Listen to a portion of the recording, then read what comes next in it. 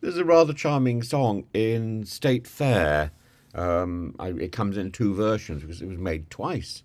Um, oh, I know all I owe, I away. I away all I know, and I know why. But the lyrics are so complex. I don't think one can do it the first thing in the morning, but anyway, it's a song about Iowa. And Iowa is back in the news today because somebody's found a sort of huge skull, and the impression is that this was done today. Actually, it was found in 2022, and lots has happened since 2022. Putin has invaded Ukraine since 2022, but it's a remarkable archaeological discovery. A well preserved mastodon skull dating back 13,600 years has been earthed in Wayne County, Iowa. And this find, which is being conducted by the University of Iowa's Office of the State Archaeologist, the OSA, is significant for both its potential to shed light on early human interaction with these enormous woolly creatures, and its contribution to our understanding of mastodons. Um, I'm not sure whether mastodons is the plural of mastodon, but anyway, ancient relatives of elephants, and mammoths. And the excavation site, which was a result of erosion along a riverbank, has provided an exceptional opportunity to study a species that roamed North America from approximately 3.5 million years ago until about 10,000 years ago. And over 12 days, archaeologists have carefully extracted the skull, the bones, revealing a snapshot of life during a time when the first humans were beginning to populate the continent.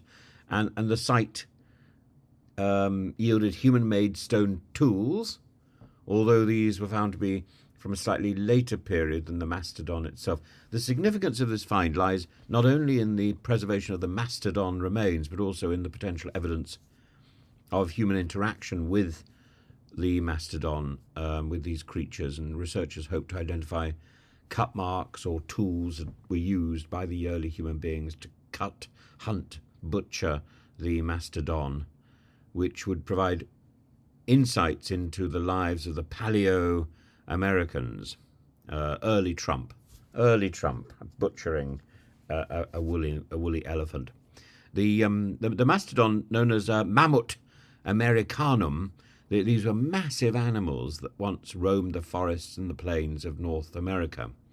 And these creatures are similar in size and appearance to their more famous cousins in Siberia, the mammoths, but they had distinct differences that set them up. And now, mastodons were around 2.3, 2.8, 3 meters. That's about just over 9 feet tall at the shoulder, and they weighed between 4 and 6 tons, and their bodies were stocky, with a thick layer of fur to protect them from the cold climates of the Pleistocene epoch.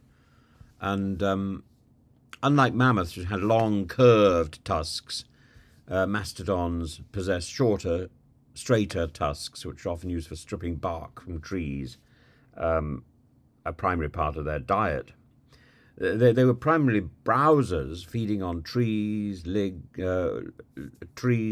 twigs, leaves, vegetation found in the forested area. So they were not unlike deer or giraffes, and their molars were adapted for grinding coarse plant material, with conical cusps that distinguished them from the flat molars of the mammoths, which were more suited to grazing on the grass.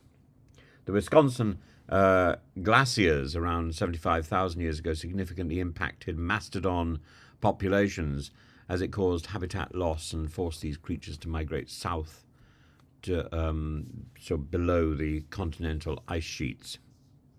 While mastodons and mammoths share a common ancestry with modern elephants, they belong to different genera, and had different ecological niches. Mammoths of the great Mammothus were more adapted to grasslands and cold tundra, whereas mastodons thrived in more forested environments. So they developed differently. Mammoths had this slightly larger body size and longer curved tusks. The extinctions of the mastodons, like that of many of the animals of the time, is attributed to the combination of climate change, human activity. So we have been responsible for climate change before. As the Ice Age came to an end and the climate warmed, the forests that mastodons depended on began to shrink, and additionally, evidence suggests that humans were hunting these animals to such an extent that it contributed to their eventual extinction around 10,500 years ago. The recent excavation in Iowa provides an exciting glimpse into the past, offering the potential to learn more about these mastodons themselves and the early humans who may have encountered them. I don't know whether there's enough DNA to start thinking about bringing these a race of mastodons back to life. I know that's the story which always seems to circulate about woolly mammoths. But this discovery, with its well-preserved remains and the possibility of uncovering evidence of human interaction, enriches our understanding of the complex history of life in North America during this epoch. And as researchers continue to analyze the findings, the Iowa mastodon may reveal more about the ancient world and the creatures that once dominated its landscapes. Really, when you think about it, this is at least as exciting as Prince Harry, and probably more exciting than Vladimir Vladimirovich, who one day I suppose will be discovered and excavated from his fridge. Oh, and people will be saying, what does he have in common with the other version of tyrannical leader that might be found in America, Trump, and I suppose would there be evidence? Would there be evidence of attacks in the ear, rather like something from the more arcane, esoteric, and bizarre attacks made by Claudius the assassin on his brother King Hamlet? If you want to assassinate somebody, go for the ear. That seems to be the order of the day. Mr. Putin's ears, of course, betray the possibility of doppelgangers. But there we are, ear. Good morning.